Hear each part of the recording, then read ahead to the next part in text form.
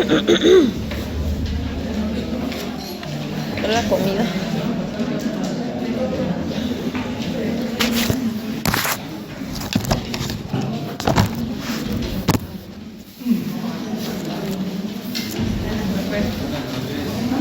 Ay, se me fue.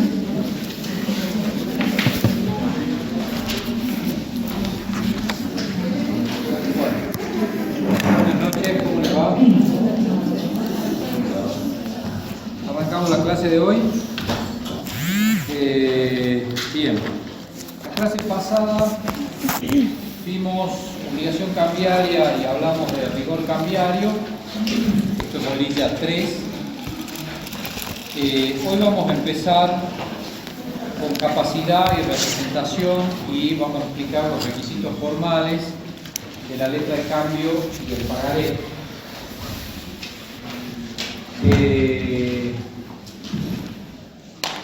Ustedes estudiaron capacidad y vieron que la capacidad es de derecho y capacidad de hecho, o lo que se llama ahora en el nuevo Código Civil y Comercial, capacidad de ejercicio. Bien. La capacidad de hecho es la atribución para adquirir derechos y obligaciones, mientras que la capacidad de hecho o de ejercicio es la posibilidad de ejercer esos derechos. En concreto hoy vamos a hablar de lo que es capacidad para obligarse cambiariamente y tenemos que en primer lugar quienes son capaces para ello son los mayores de edad. La mayoría de edad se adquiere a los 18 años.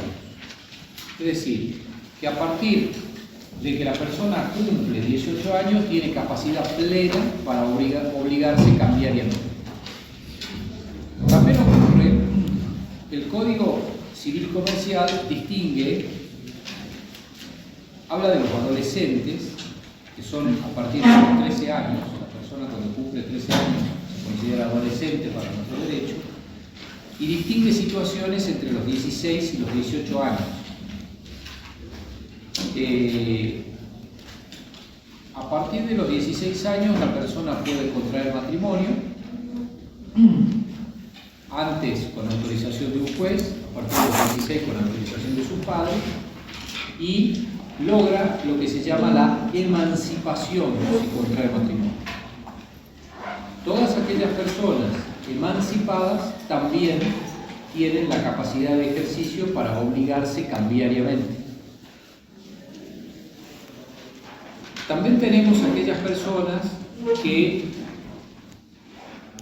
han obtenido un título profesional, en cuyo caso, aun cuando no sean mayores de edad, también podrán, en ese caso, obligarse cambiariamente. Y tenemos también aquellos que trabajan, que ejercen algún oficio, el comercio o algún empleo, también a partir de los 16 años, en cuyo caso podrán, en ese caso también, obligarse cambiariamente. Capacidad, les sugiero que repasen del artículo 22 del Código Civil y Comercial en adelante. El 27 habla de la emancipación y el 30 habla de la persona menor con título profesional habilitante.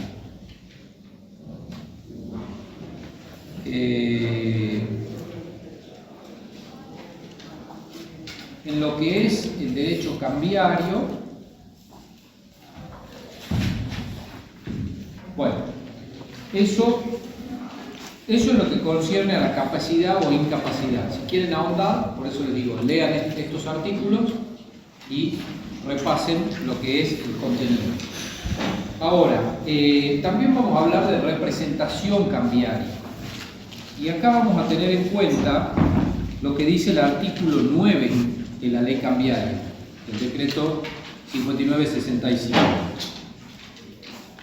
Dice lo siguiente: el que pone su firma en una letra de cambio invocando la representación de otro debe hallarse autorizado con mandato especial. El mandato general no hace presumir la facultad de obligarse cambiariamente. ¿Cuál es la razón de ser de esta disposición? Es que cuando alguien se obliga cambiariamente se entiende que ejecuta un acto de disposición, distinto de un acto de administración.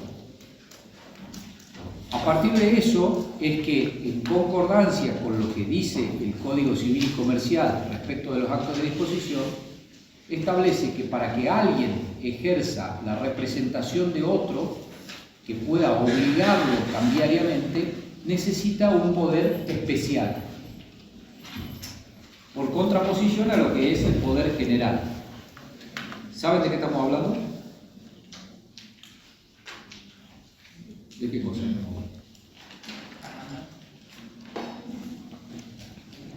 ¿Qué es un poder general?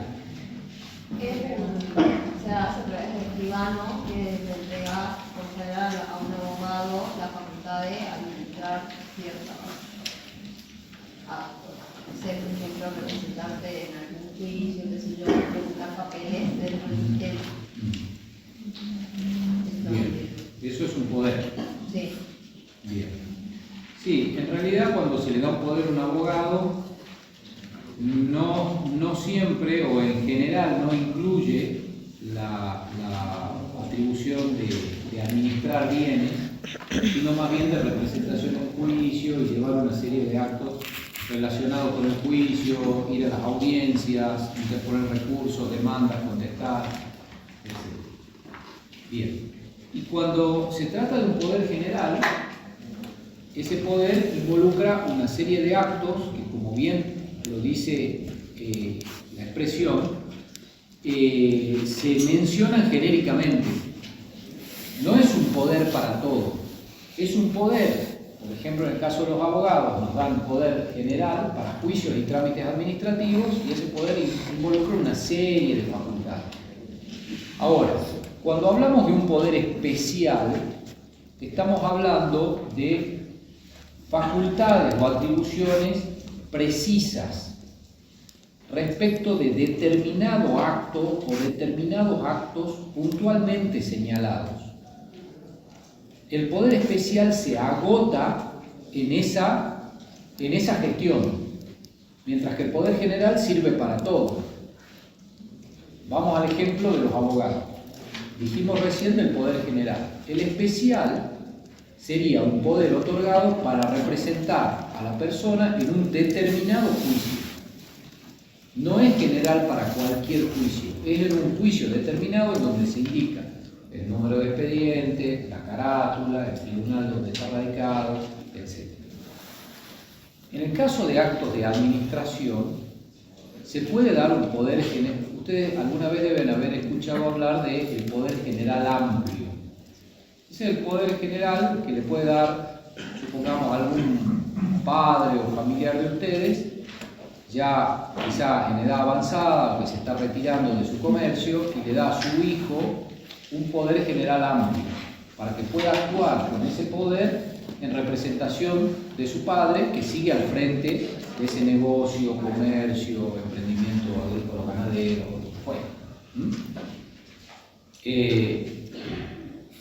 Para obligarse cambiariamente van a necesitar un poder especial. No es suficiente el poder general, aunque ese poder general diga, entre las atribuciones que se autorizan a realizar al apoderado, que puede obligarse cambiariamente. ¿De acuerdo? Porque como la ley dice que tiene que ser un poder especial, si no es un poder especial, aunque esa facultad esté incluida dentro del poder general, no la puede ejercer aún, porque es en contra de la ley, en contra de este artículo que acabamos de leer, que dice claramente: el que pone su firma en una letra de cambio invocando representación de otro debe hallarse autorizado con mandato especial. el mandato general no hace presumir la facultad de obligarse cambiariamente. La facultad general de obligarse en nombre y por cuenta de un comerciante comprende también la de obligarse cambiariamente con motivo de los actos de comercio del mandante. O sea, aquí tenemos, en este segundo párrafo, una primera excepción a lo que acabamos de explicar, que dice entonces: la facultad de obligarse en nombre y por cuenta de un comerciante, supongamos que ese comerciante le dio un poder general amplio, el ejemplo de recién, en donde sí está la facultad de obligarse cambiariamente, lo puede hacer el apoderado o el mandatario en la medida en que ese acto esté vinculado con el comercio. ¿De acuerdo? Leemos de vuelta. La facultad general de obligarse en nombre y por cuenta de un comerciante comprende también la de obligarse cambiariamente con motivo de los actos de comercio del mandante, salvo que el instrumento del mandato inscrito no le olvida porque acá no hay inscripción de mandato. En la provincia no tenemos un registro para que se inscriban los mandatos. Bueno, entonces tenemos el principio general y esa pequeña excepción. Ténganlo claro porque puede ser esta pregunta materia de algún caso práctico que tengan en el parcial. Así que capacidad y representación lo tienen que saber bien. Como tienen que saber que con capacidad y representación se relaciona el artículo 7 que habla de independencia, que lo explicamos en la clase anterior, que dice que si un título de crédito lleva firmas falsas o de personas incapaces o inexistentes y tiene más de una firma, el resto de los firmantes igualmente quedan obligados cambiariamente. El título es válido respecto de esos otros firmantes. ¿Sí? Pregunta. Aquí. Además de la letra de cambio, entonces tiene que existir un contrato de mandato. Puede, sí. Sí. En realidad, a ver, la diferencia entre mandato y poder es que el mandato es un contrato y el poder es lo que se hace ante escribano y es lo que materializa ese mandato. Puede que exista simplemente un poder y ese poder implica un mandato. A lo que me refiero es que puede que no exista un contrato de mandato bastando que haya un poder. Pero puede también existir un contrato de mandato y además un poder. Bien. Pero sí, digamos, no hay un acto cambiario de mandato, salvo lo que vamos a ver después, que es un endoso en procuración, pero eso hoy no lo vamos a ver, lo vamos a ver en otra clase. Bueno, y aquí es importante también que tengan en cuenta lo que es la representación de las personas jurídicas o la representación societaria.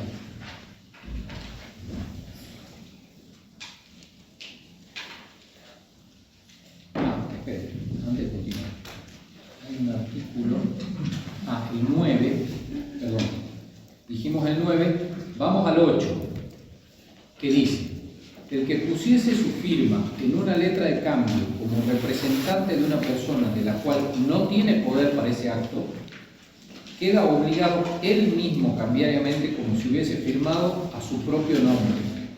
Si hubiese pagado, tiene los mismos derechos que hubiera tenido el supuesto representante. La misma solución se aplicará cuando el representante hubiese excedido sus poderes. Me explico. Puede que alguien firme una letra de cambio, un pagaré, un cheque, invocando la representación de otro, pero no tenga poder para ese acto, en cuyo caso la ley cambiaria, en vez de invalidar esa letra de cambio de ese título de crédito, lo que hace es obligarlo al firmante, a título personal, ya no por cuenta y orden de otro.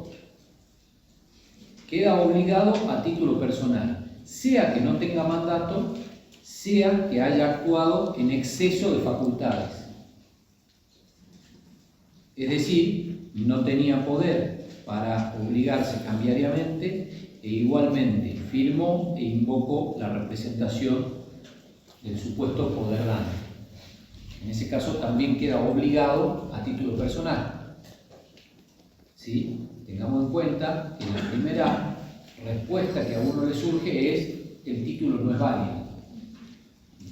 Bueno, esta no es la solución de la ley. La solución de la ley es que es válido, pero ya no como representante, sino a título personal. Bien. Esa misma expresión que está en el 8, que está en el Código Civil y Comercial,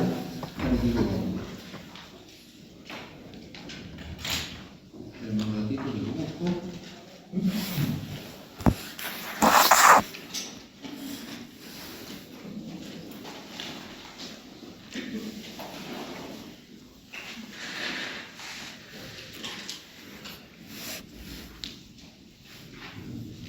Título valor que dije en la clase anterior, que lo ven desde el 1815 en adelante, Código Civil y Comercial. Y la representación inexistente o insuficiente es el artículo 1825, que dice algo parecido: quien invoca una representación inexistente o actúa sin facultades suficientes es personalmente responsable como si actuara en nombre propio. Igual responsabilidad tiene quien falsifica la firma incorporada en un título valor. ¿Sí? Esto está agregado, porque no lo dice la ley cambiada, lo de la falsificación de la firma. Bueno, tenganlo en cuenta. Ok, bueno, hablábamos de la representación entonces societaria. ¿Ustedes vieron sociedades o están viendo sociedades? ¿Qué? No entiendo. Ya vimos. ¿Ya vieron? Bien. Bueno, entonces ustedes lo que saben es que existen personas jurídicas y personas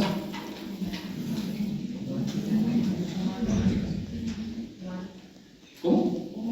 Humanas, ¿no? Antes físicas. Personas jurídicas o de existencia ideal antes, y personas físicas de existencia visible o hoy humanas. ¿Y qué pasa cuando uno constituye una sociedad? Son tres personas que constituyen una sociedad. Esa sociedad es una persona jurídica. Y lo que dice la ley que tiene que adoptar. ¿qué situación se da entre los socios y esa persona jurídica que crearon? Sí. Bien, bien. Lo que dijo es un centro de imputación diferenciado, que hasta ahí podríamos estar hablando de fideicomiso y no de una persona jurídica. O sea, eso es correcto, pero hay que agregarle lo que usted le agregó después, que dijo que es un sujeto con derechos y obligaciones diferenciados de sus miembros. ¿No? Eso lo tenemos que tener bien en claro. Pero, sin embargo, ese sujeto, ese nuevo sujeto de derecho, esa persona jurídica, actúa como por medio de su representante. Ok, bien. Entonces, vamos a concluir que la persona jurídica tiene un órgano de administración. Tiene además un órgano de ¿qué? De gobierno. De gobierno. Bien. Y puede o no tener, según el tipo societario, un órgano de Fiscalización. fiscalización, de control, sindicatura. Ahí entran ustedes. Bien. Ok. Si tiene un órgano de administración, además, dentro de ese órgano de administración hay un órgano de ¿qué? De representación. Es decir, la actuación de esa persona jurídica hacia el exterior, frente a terceros. Bueno, y lo que dice el artículo 58 de la Ley de Sociedades, que no la traje, así que no lo puedo leer, pero como ustedes hicieron societario, y yo también hice societario, todos lo conocemos, lo que dice el 58, ¿o no? los administradores obligan a la sociedad por los actos que no son notoriamente extraños al ejercicio. Perfecto, perfecto. O sea, los representantes de la sociedad obligan a esa sociedad Siempre. por todos aquellos actos que no sean Notoriamente extraño. notoriamente extraños al objeto social. Ustedes saben que recién hablamos de capacidad, y cuando hablamos de capacidad de las personas jurídicas, en el caso de las sociedades, esa capacidad está delimitada por su objeto, Sí. ¿no? Bien. Entonces, la ley lo que dice acá es, el representante de la sociedad la obliga siempre, salvo que se trate de actos notoriamente extraños a su objeto social, que será una cuestión a evaluar eventualmente por un juez. Y también dice algo ese artículo en un párrafo siguiente acerca de los actos cambiarios, ¿no? Y dice algo así como que el representante o la sociedad queda obligada por actos cambiarios realizados por sus representantes, aún en infracción de la organización plural, Sí. ¿no? Sí. Bien. Sí. Entonces, ¿qué hace la ley ahí? Lo que hace es sacarle la carga al tomador del título de crédito de investigar acerca de si quien firma el título de crédito es o no representante de la sociedad.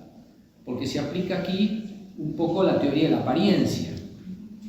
Si a mí me entregan un cheque que está firmado por una persona que dice presidente de la Jujeña S.A. y por el tesorero de esa sociedad, yo tengo que presumir que es verdad. No tengo que dirigirme a la dirección de sociedades o pedir un estatuto para ver si efectivamente esas dos personas están estatutariamente, tienen atribuciones para obligarla a la sociedad, ¿no? Salvo, dice la ley, que sea un acto notoriamente extraño al objeto social. Y como no hay un elenco de actos notoriamente extraños, porque además el objeto social en cada sociedad es diferente, habrá que ver en cada caso particular cómo funciona esto.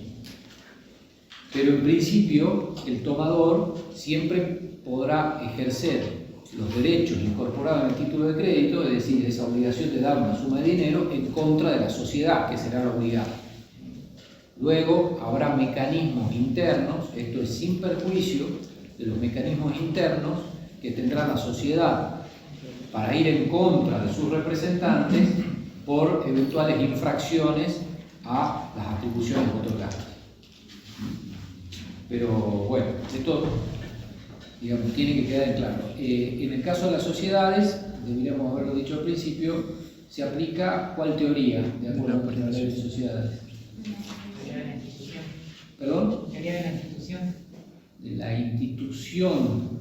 La teoría del mandato y teoría del órgano de la institución. Del órgano. Del órgano, La teoría del órgano, claro. Para explicar la representación en las sociedades se aplica la teoría del órgano. Y por lo tanto, más allá de que cambien, esto también puede ser un eventual caso práctico, cuando una persona jurídica otorga un poder, o en este caso quien actúa en representación de la persona jurídica tiene una facultad actual en aquel momento, aunque después cambien sus autoridades, esa obligación para con la sociedad sigue siendo válida. Hay que entender esto, que la persona jurídica se distancia, se diferencia de cada uno de sus miembros. De modo que el poder que otrora fue otorgado por el presidente, no sé, Muñoz, hoy si el presidente es Alcázar, no importa que el presidente haya cambiado, no importa que el representante humano haya cambiado, porque la persona jurídica sigue siendo la misma, ¿no? Esto aplica también a los títulos cambiarios. No importa que hoy el presidente no sea quien firmó el título Lo que importa es que al momento de firmar el título sí tenía la representación de la sociedad y por lo tanto la obligó. ¿Está claro esto? Bien. Bueno. Vamos entonces a pasar al análisis de los requisitos de la letra de cambio.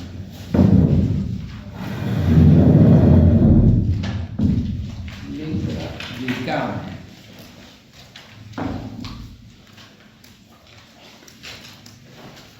Artículo 1 y 2. Aquí lo primero que tenemos que saber es que existen requisitos que se les llama esenciales y requisitos naturales. Los esenciales, como la misma palabra lo dice, son aquellos requisitos que no pueden faltar. Sí. Y ante la ausencia de esos requisitos, ¿qué pasa? Es nulo. No tenemos letra de cambio. Es nula como obligación cambiaria, digamos. Puede valer como un compromiso, pero no es una obligación cambiaria.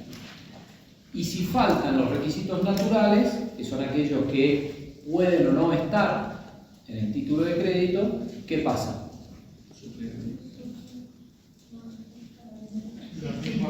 Puede. La misma ley lo suple, Sí. ¿no? Bien. Entonces,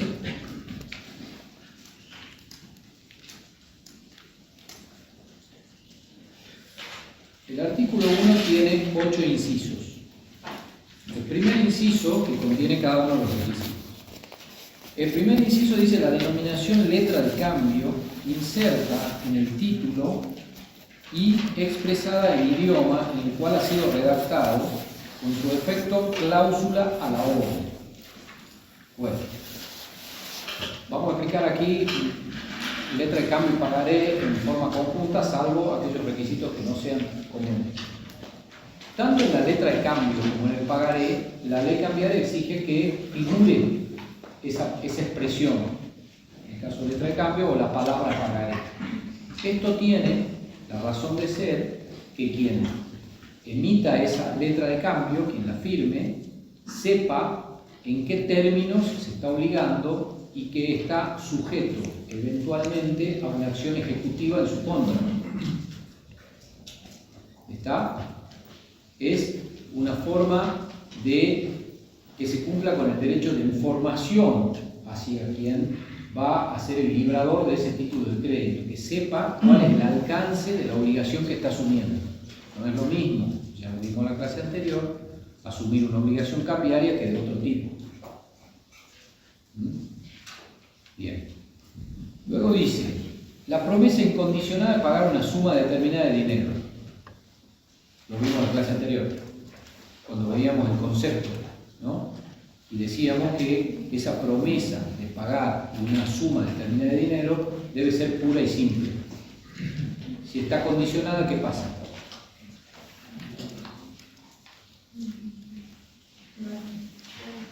No hay título de crédito. Este es otro requisito esencial, no es natural porque no puede ser suplido.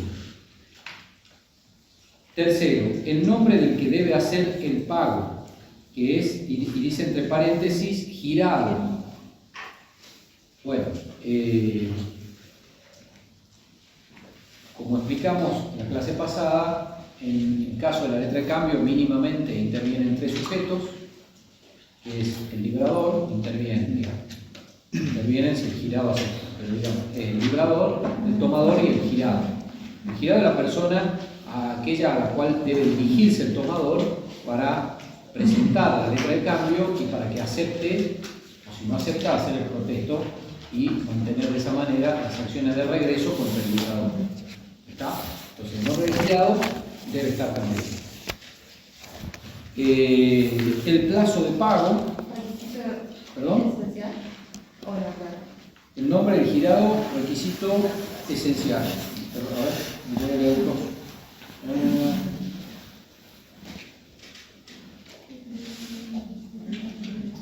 Requisito esencial. Porque el 2 dice, el título al cual le falte alguno de los requisitos enumerados en el artículo presente no es letra de cambio, salvo los casos que se determinan a continuación. Y habla del plazo de pago. La letra de cambio en la que no se indique el plazo de pago se considera pagable a la vista. Bueno, acá tenemos que explicar cuáles son las formas de vencimiento de los títulos de crédito. Esto lo vamos a explicar en otra clase, pero por lo menos acá lo vamos a mencionar. Existen 4 tipos de vencimiento de las letras de cambio o pagaré, que es a la vista, a cierto tiempo vista, a fecha o a cierto tiempo fecha. A la vista coincide el vencimiento con la presentación del título para el cobro. ¿Sí? Es decir, si tengo un pagaré a la vista, ¿qué tengo que hacer? Para que se produzca el vencimiento. Ir a declarar. ¿Ir a dónde? Ir a... En el caso de la letra de cambio sería ante el girado. Sí. Bien. Y exigir que me paguen. Y exigir el pago. Presentar el título para el pago. Perfecto. En ese momento se produce la vista y por lo tanto el vencimiento, en el mismo momento. Cuando es a cierto tiempo vista, ¿cómo sería?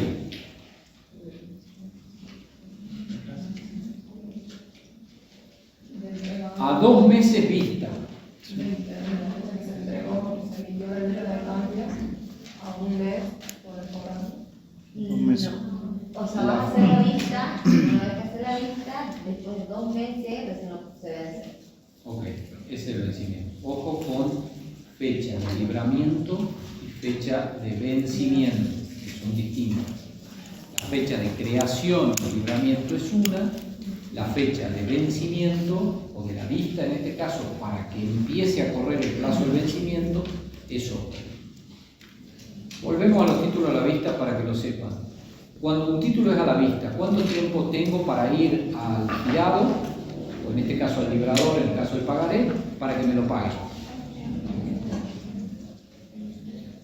¿Cuánto tiempo tengo? Un año. Si pasa el año, ¿qué pasa? Y ya. Caducó, se produjo la caducidad, porque ahí hay una carga, no es una obligación, es una carga. Yo tengo la carga, como portador del título, de dirigirme ante el obligado al pago para que me pague y eventualmente asiente la vista, ¿no? Si no lo hago durante un año, Desde la fecha del libramiento, un año. desde la fecha de libramiento, un año. Para la vista. Porque no tiene ningún vencimiento, no se dice cuándo va a vencer.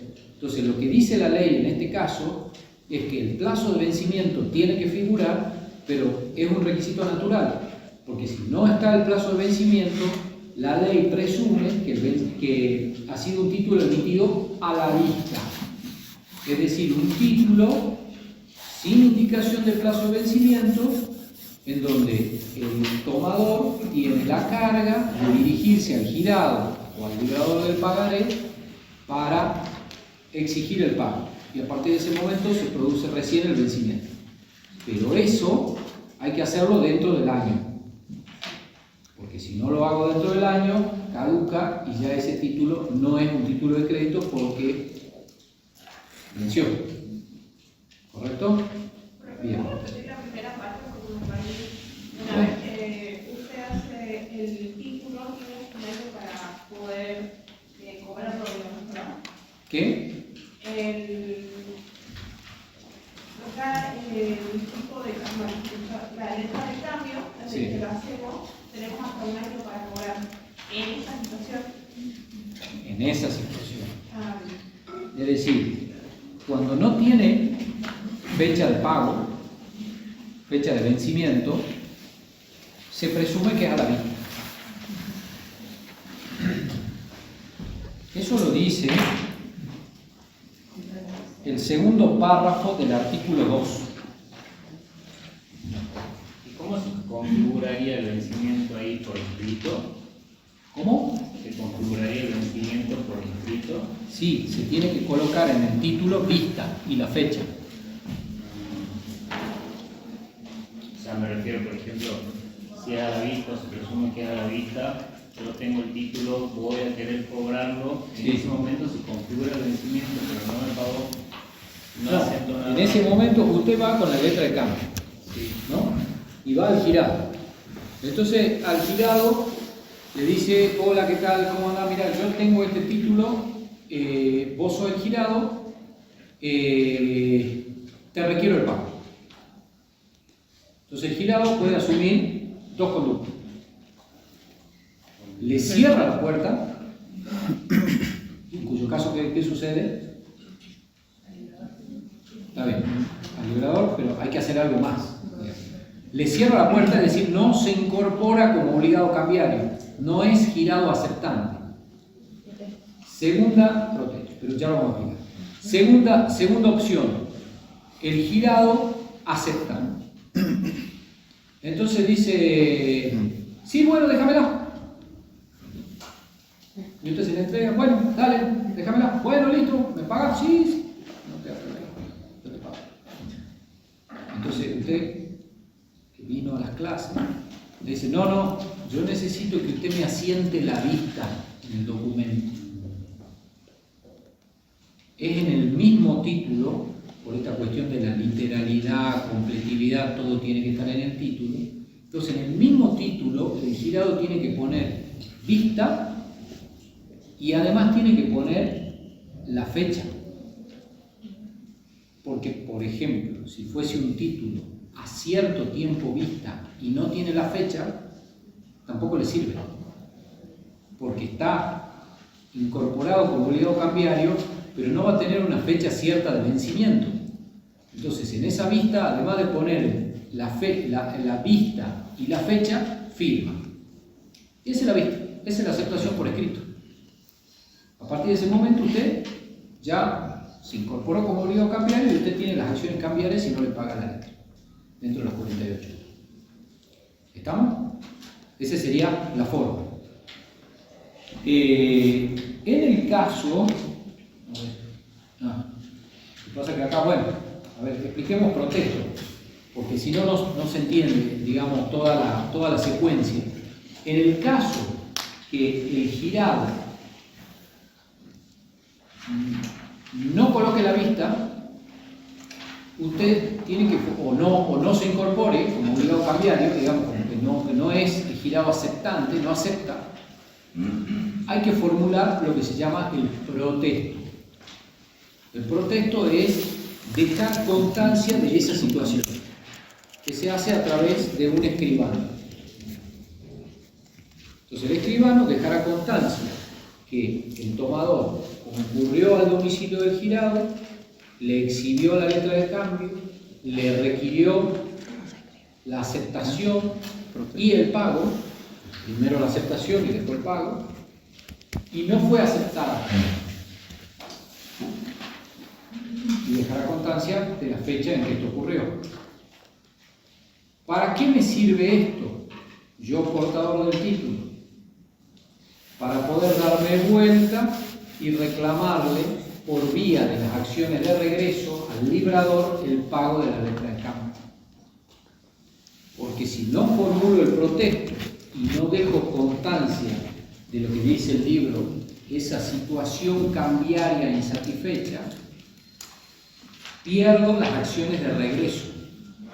No puedo ir en contra del librador si no formulé el protesto. Tengo que dejar constancia. De nuevo, pone la vista. Y usted le dice, pero mira, es un título a cierto tiempo vista. ¿No me puede colocar la fecha? No. Ya coloqué la vista, ya acepté. No me moleste más. Bueno, pero le tenés contrato en escribano, haga lo que usted quiera. Ahí tiene que ir de vuelta al contrato del escribano y hacer el protesto por falta de la colocación de la fecha de la vista. Porque es ese acto notarial de protesto le va a servir a usted para que conste la fecha en que presentó el título al pago para la vista, ¿correcto? Bien.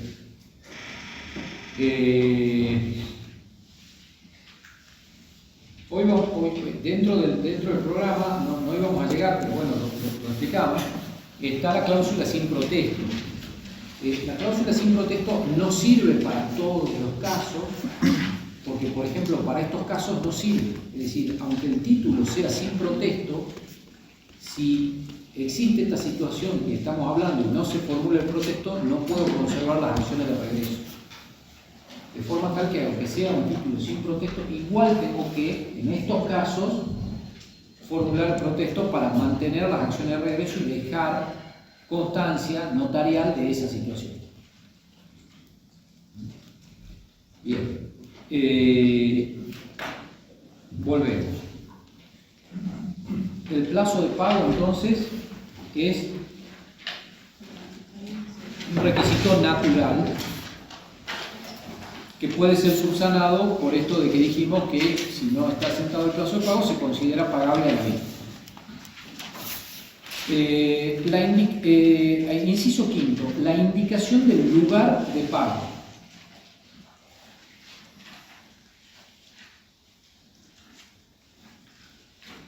Bueno, este es otro requisito natural porque en el artículo siguiente la ley lo que dice es: a falta de especial indicación, el lugar designado al lado del nombre del girado se considera el lugar de pago y también domicilio del girado. Bueno, es lógico, porque el lugar de pago va a ser donde reside el girado.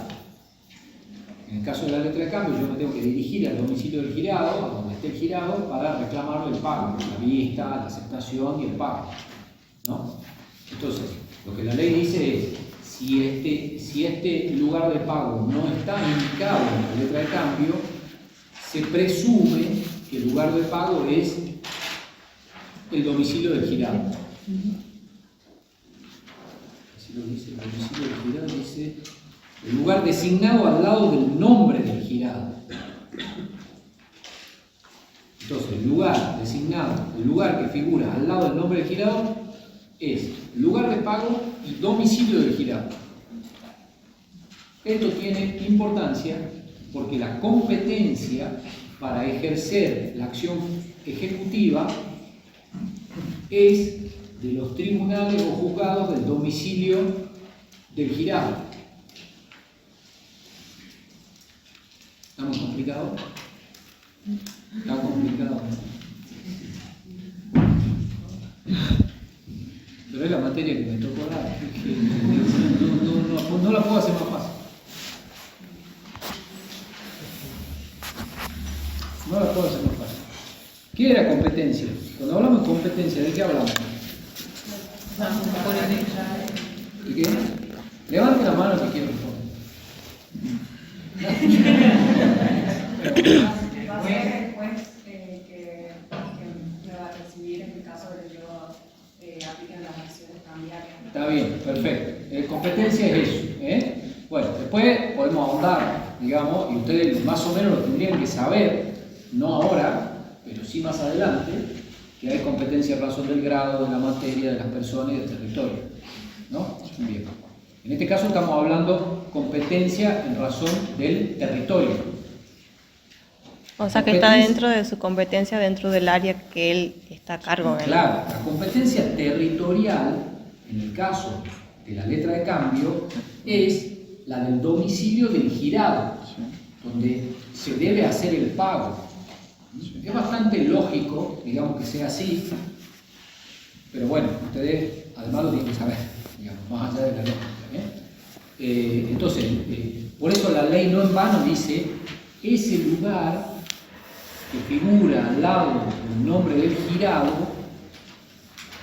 es domicilio de pago, es el lugar de pago y domicilio del girado.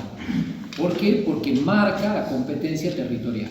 Si tiene que iniciar la demanda, la tiene que iniciar allá. ¿Sí?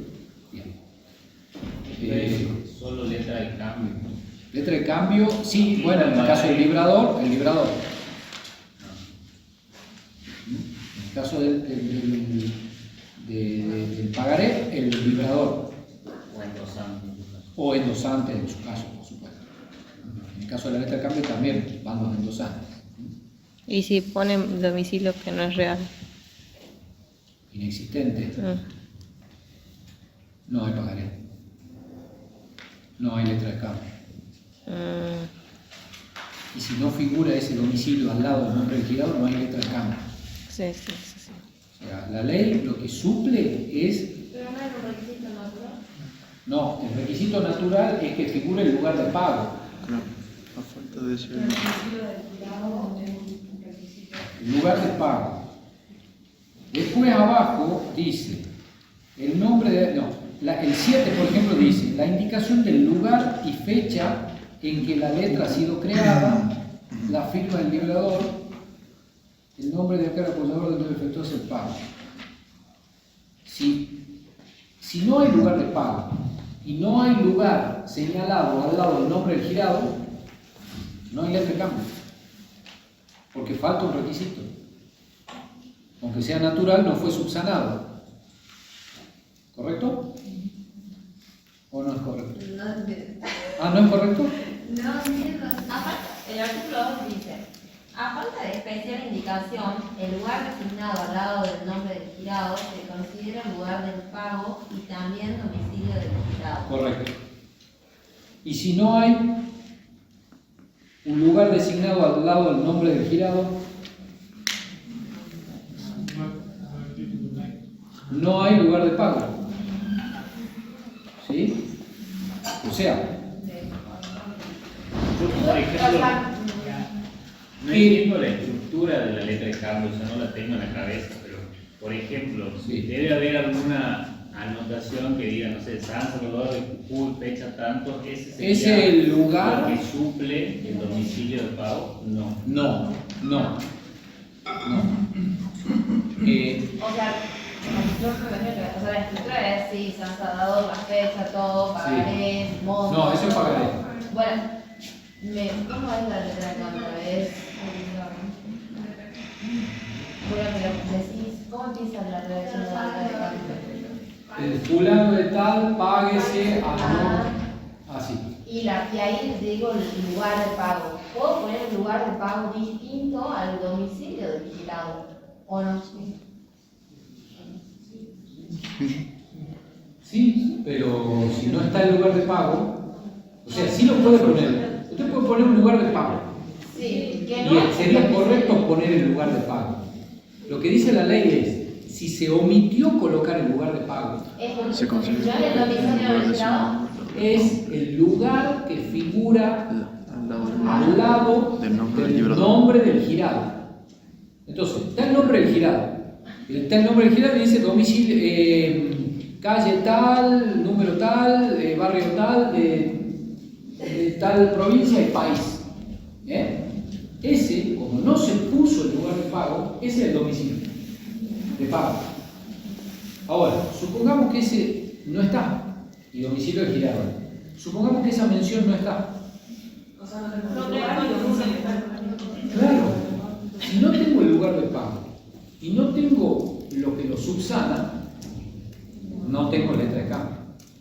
Profesor, visitar el lugar de pago, pero el domicilio de gira, no gira, ¿cómo es? No importa porque el lugar de pago determina la competencia.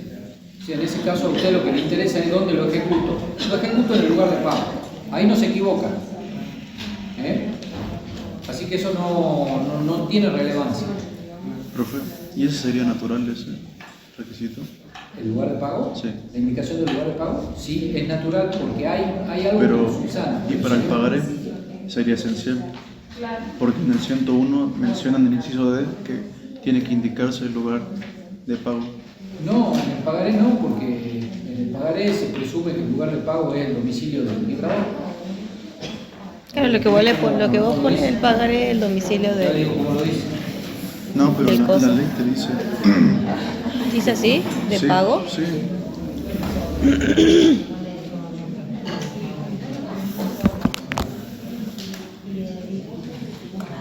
En el caso del pagaré, el 102 lo que dice es, a falta de indicación especial, el lugar de creación del título se considera lugar de pago y también domicilio del suscriptor.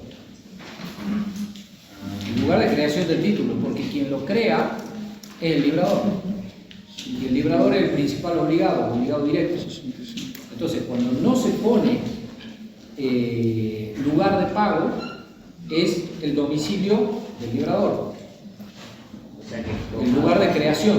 el tomador podría ir o por el domicilio del girado y en caso que no estuviera con la acción de regreso, podría ejecutarlo en el lugar de donde se libró. Claro, cuando tiene la acción de regreso, la acción de regreso es contra el librador. Estamos en la letra de cambio. Tenemos un librador, un tomador y un girado que no acepta. Entonces, hasta ahí lo que estamos diciendo es que en la letra de cambio, el juez que va a ser competente, en caso que el girado acepte y no pague, es el juez del domicilio de quién? Del girado. Hasta ahí está clarísimo. Sí. Ahora, cuando el girado no es obligado a cambiar porque no aceptó, hago el protesto, hago todo lo que tengo que hacer y ejerzo las acciones de regreso contra el librador. Ahí, si el librador no paga, el juez competente es el del domicilio del librador. Pero en realidad ahora estamos hablando de otra cosa, estamos hablando de la presencia de los requisitos.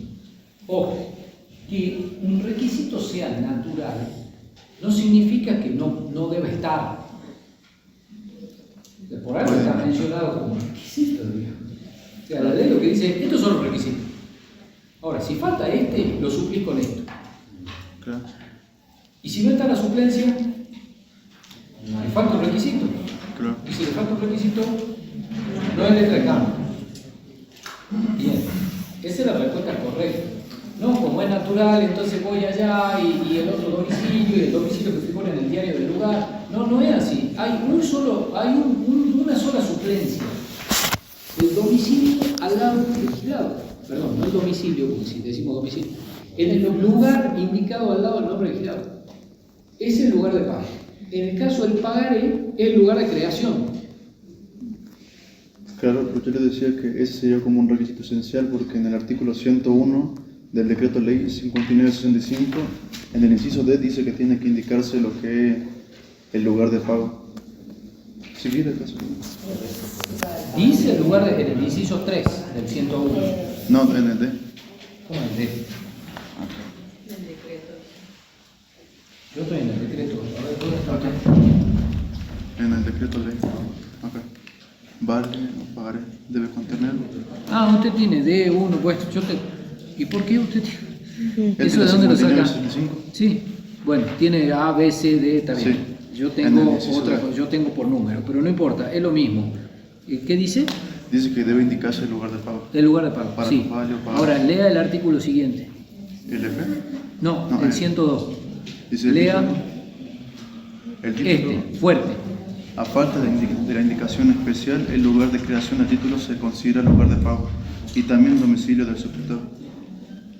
Entonces, bueno, ¿Es esencial o es natural? natural. Natural. Ustedes, para saber si un requisito es esencial o natural, tienen que ir al artículo siguiente. En el caso de la letra de cambio, al artículo 2, y en el caso del pagaré, al artículo 102. ¿Estamos? Entonces, si le falta un requisito esencial, sería, o sea, Si el le falta un término requisito esencial, no es letra de cambio. sería como que está viciado, digamos, Le falta la firma. ¿no?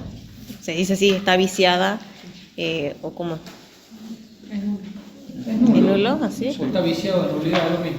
Ah, bien. Y si le falta algo del natural y no tiene suplencia, No, puede pasar. El natural puede un faltar o requisito no. natural como el lugar de pago, Porque la ley pero lo tiene que suple. existir la suplencia. claro. Y si no existe la suplencia, ahí recién es Si nulo. no existe la suplencia, Ahí recién. no, digamos, o sea, si en el caso del pagaré, repasemos el pagaré. Déjenme ver una cosita.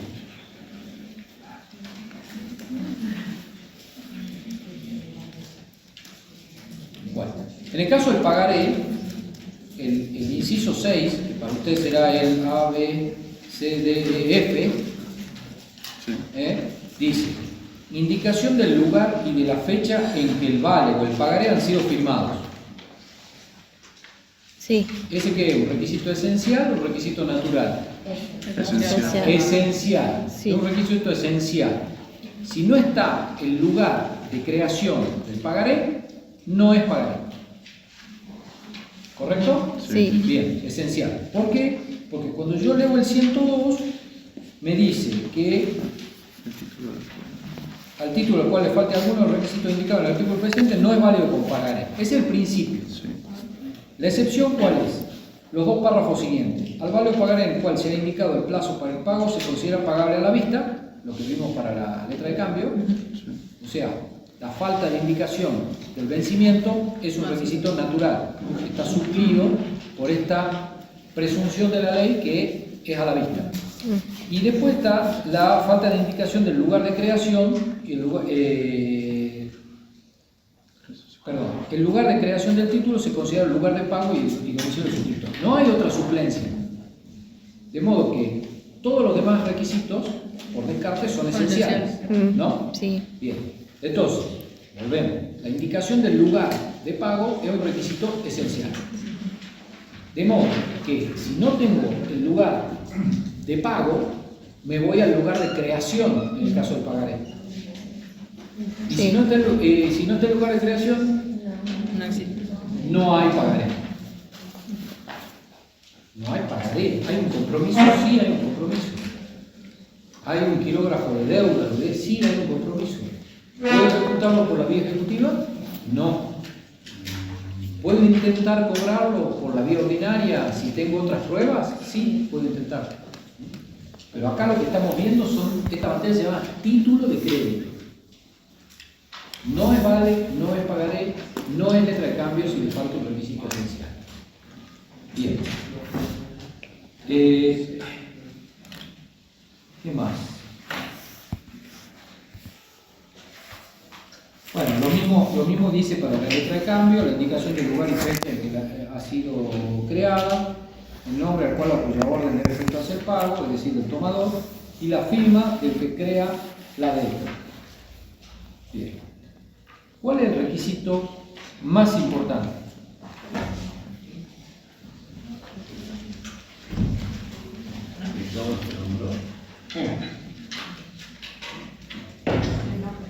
La firma, La firma. Sí, la firma. ¿Por qué? porque expresa la voluntad de librarse. Bueno, está bien. ¿Y por qué más? Pregunta.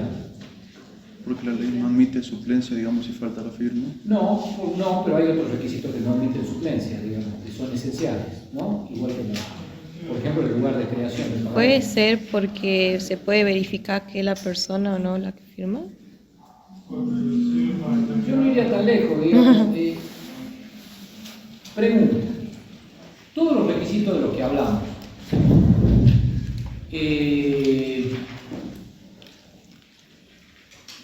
¿los tiene que consignar el librador?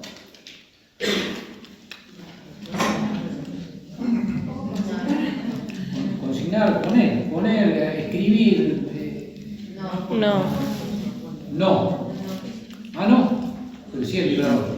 Sí, tienen consecuencias. No, pero lo pueden dejar para que el otro lo llene. Claro, puede firmar. Lo puede dejar para que el otro lo llene. A todos los requisitos. No, pero solo pone la firma y dice, no, el resto de los requisitos llenarlo vos. ¿Tenemos un pagaré? Sí, pagaré puede ser firmado en blanco. Sí, pagaré por Tenemos un pagaré firmado en blanco. Está bien. ¿Y entonces? Pero no tiene nada, no tiene una promesa pura y simple de pagar una suma determinada de dinero, no tiene la expresión letra de cambio o pagaré, no tiene lugar de creación, lugar de pago, no tiene nada. Pero al momento de presentarse tiene que estar completado todo. Bien, esa es la respuesta. Es decir, si yo tengo una firma en un papel en blanco, tengo un pagaré. ¿No? Si yo encuentro una firma en un papel en blanco, tengo un pagaré. Si tengo un papel en donde la firma está abajo y hay un blanco en el medio, tengo un pagaré. Porque lo corto y tengo un pedazo de papel arriba con una firma. ¿No?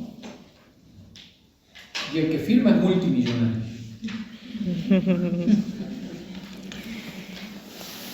Y entonces caigo en la tentación. Porque justo ayer estuve en la clase. Y estuve viendo que si hay una firma en blanco y arriba hay espacio, puedo armar yo un pagaré. Porque la ley en ningún momento dice que tiene que ser de puño y letra del librador. Lo único que tiene que ser de puño y letra del obligado cambiario es la firma. El resto de los requisitos pueden ser mecanografiados, pueden ser de distintos colores, distintas tintas, distintas letras. ¿Puede tener un sello personal? ¿Cómo un sello personal? El sello personal de la persona, digamos. ¿Ah? Sí, Claro. tiene un sello, pero ¿para qué sería el sello? No, por la duda uno encuentra una firma con su sello personal, digamos. El sello personal, por ejemplo, que dice contadora, tanto, matrícula, sellito y la firma arriba. Bueno, sí, no me importa, que sea contadora, que sea abogada, que sea médica, que me importa, eso firma, ¿o no? Claro, no, pero yo digo por el sello, digamos, igual es válido. Mejor que tenga el sello, si Ah. el sello tiene todos los requisitos, mejor. Que diga dónde vive, cuál es su celular, su Instagram, que tenga todo espectacular. Tengo todos los datos de esa persona para saber dónde vive y cuando meta la demanda ya tengo el domicilio. Espectacular, sí, póngale el sello. No, el sello solo no vale. La ley dice firma. Si la firma es de puño y letra, el sello no vale. Pero lo que les quiero explicar es que de todos estos requisitos, el que nunca puede faltar es la firma. Y el que puede estar solito es la firma.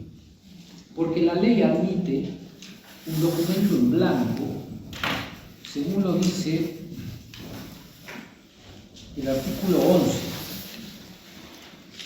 que dice: si una letra de cambio incompleta al tiempo de la creación hubiese sido completada en forma contraria a los acuerdos que la determinaron, la inobservancia de tales acuerdos no puede oponerse al portador, a menos que éste lo hubiese adquirido de mala fe o que al adquirirlo hubiese incurrido en culpa grave. El derecho del portador de llenar la letra en blanco caduca a los 3 años del día de la creación del título. Esta caducidad no es un problema al portador de buena fe, a quien el título hubiese sido entregado ya completo. Bueno, aquí hay un plazo de caducidad, 3 años. Pero si no tiene la fecha Y si no tiene la fecha de creación, ¿cómo calculamos el tiempo? el tiempo de la tinta. Con la pericia caligráfica. Bueno, podría ser. Sería la única. ¿No? No hay otra manera.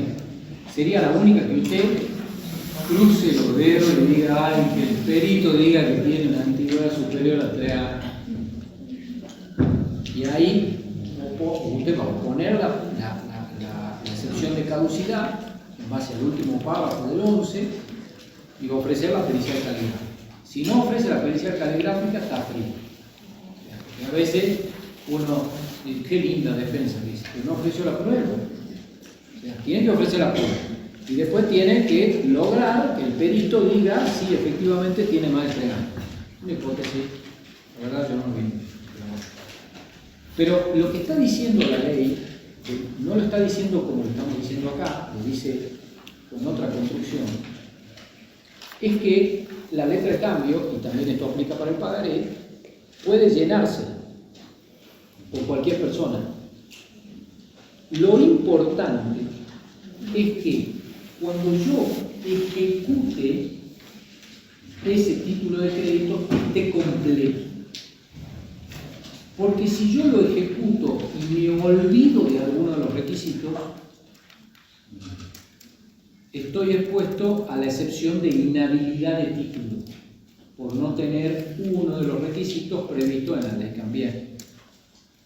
Lo importante es que al momento de exigir el pago y luego ejercer la acción ejecutiva, el pagaré o la letra de cambio esté completo, con todos los requisitos. Para lo cual, ustedes, antes de llenarlo, tienen que ir y repasar la ley cambiaria bien y llenar bien, ¿no? Pero, y lo que está diciendo el 11 es que el haberlo completado a ese título en blanco de forma contraria a los acuerdos no es oponible al portador de buena fe. Siempre la ley, cuando consagra estos derechos, habla de la buena fe. Si se demostrara la mala fe de esa persona, por la circunstancia que fuere, o la culpa grave, también dice la ley, podrían oponérsele las defensas de haberse llenado ese instrumento de forma contraria a los acuerdos, ¿no? Ahora, ustedes me preguntarán, ¿cómo hacemos en el título ejecutivo para demostrar los términos del acuerdo sin violar el principio de abstracción? Está difícil. Es decir, en el juicio ejecutivo se conjugan todas estas nociones que estamos aprendiendo acá. Les diría que sería prácticamente imposible, salvo que sea, y ya vamos a ver pagaré de consumo, salvo que sea algún pagaré en donde se demuestre que ha sido emitido en base a una relación de consumo, por ejemplo un préstamo en la financiera, sería muy difícil que en un título ejecutivo pueda invalidarse un título que originariamente era en blanco y después se presentó completo, bajo el argumento que fue contrario a los acuerdos. Che, era por 100.000 pesos, no por 3 millones. ¿Y cómo lo demostramos? Y bueno, tengo algunos testigos. Sí, bueno, debe ingresar a la causa de obligación también. Entonces, del otro lado, creo que decir, el principio de abstracción impide esto. Y hay algunos autores que van a decir, bueno, entre partes directas, si no hubiera tenido el dosante, porque ya, si ese título circuló por endoso, es aún más difícil.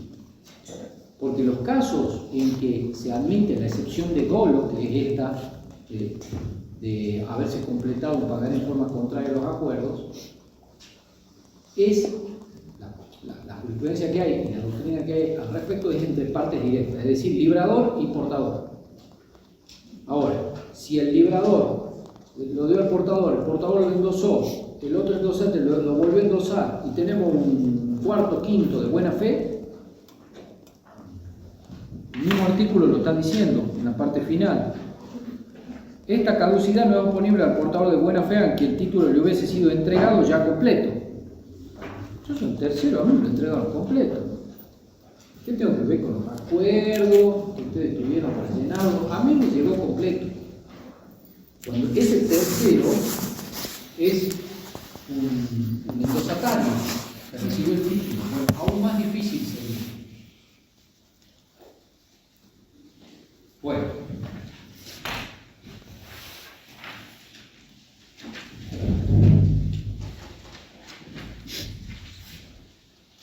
A ver.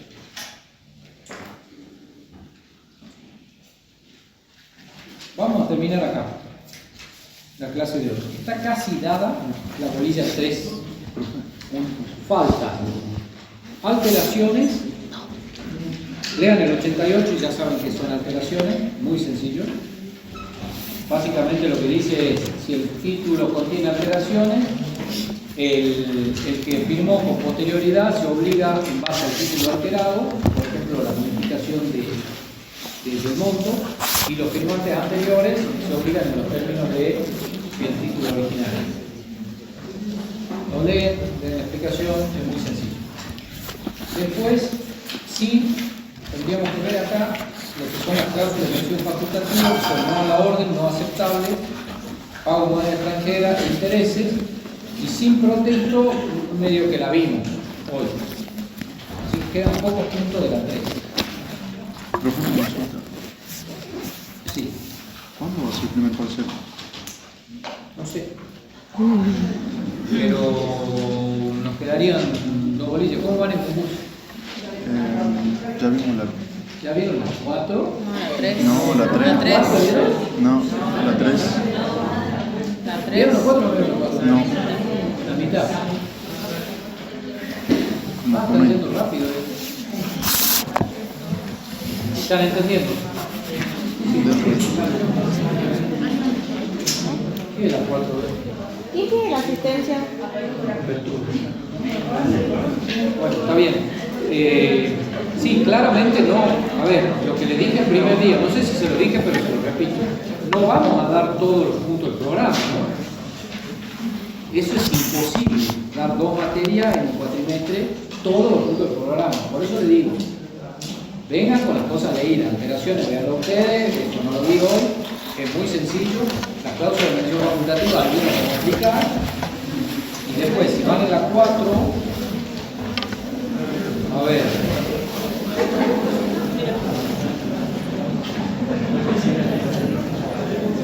bueno, pero la 4 más o menos algo dijimos acá en la parte del título de crédito. Está ahí. La mitad de la 4 está dada. Obligación del librador de la letra, ya lo saben. Aceptación de la letra, ¿qué más vamos a decir? Concepto, forma, oportunidad, efecto. Bueno, oportunidad, efecto, ahí lean. Efecto de su negativa, ¿lo vimos hoy o no? ¿Sí o no? Lo vimos hoy. Bueno, el que no escuchó, ya está dado. Obligación el aceptante de la letra, ya está. Posición del emisor del pagaré, está. Circulación no está, porque es en 2. O sea, en la 4 faltaría la mitad. Esto yo le decía al doctor Sodero, que es el próximo que va a venir, para que no prepare al vicio cosas que ya vimos. Yo le voy a decir que ustedes tienen que ver la 3, esos puntos de la 3, cláusula de mención no facultativa, que tienen que ver circulación, con lo cual capaz que la próxima clase ya terminan con nosotros la 4. Y la próxima clase ustedes van a terminar la 4 de concurso. Vamos en línea con el doctor Marco. Y la otra clase, usted tiene clase el lunes y martes, ¿no? Sí. Bien. El próximo martes terminamos la 4, el otro martes terminamos la 5 y ya estamos en condiciones de tomar clase. Esa misma semana, ojo, puede ser esa misma semana, no se confirma. No, yo le digo para que sepan. Yo lo pedí. Puede ser esa misma semana. Tienen clase el martes, Ya te el doy. miércoles, jueves, estamos tomando parcial. Es que si no, no tenemos tiempo.